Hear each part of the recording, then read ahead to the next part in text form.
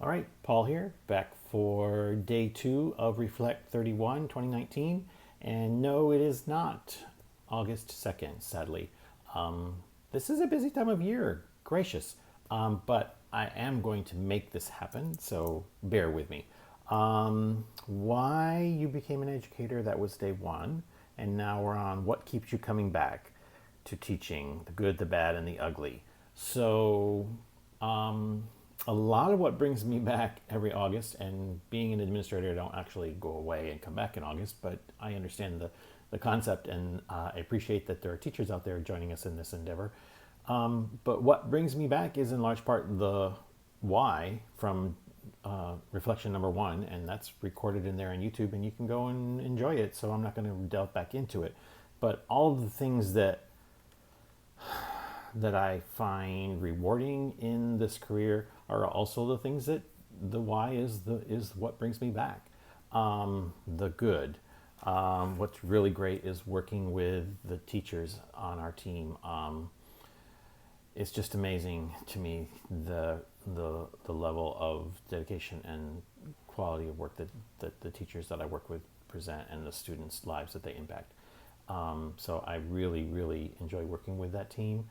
And by extension, I get to sometimes then work with, or at least be around them working with their students.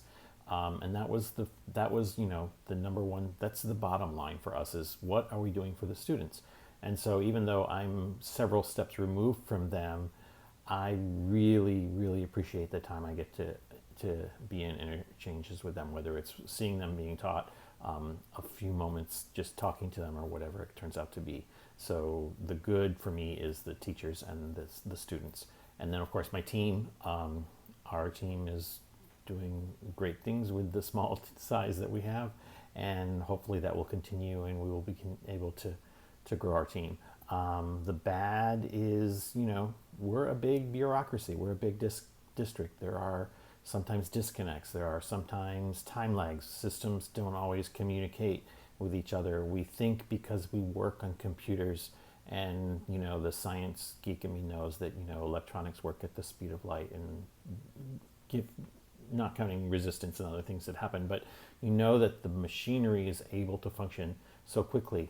But there are so many touch points where a human has to be involved that we just can't always have real time the information that would make so many things flow smoothly.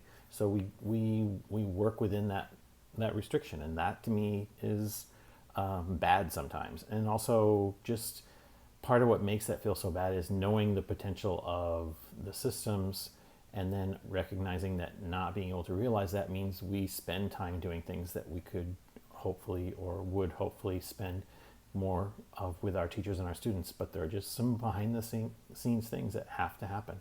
The ugly, the ugly for me is probably my control issues, not letting go, not empowering teachers to do more of the things that I know that they could do for themselves. The quote this week from George Couros is, "What are you doing for your students that they could be doing for themselves?" And it's, for me, that carries over to what am I doing for my teachers that they could be doing for themselves.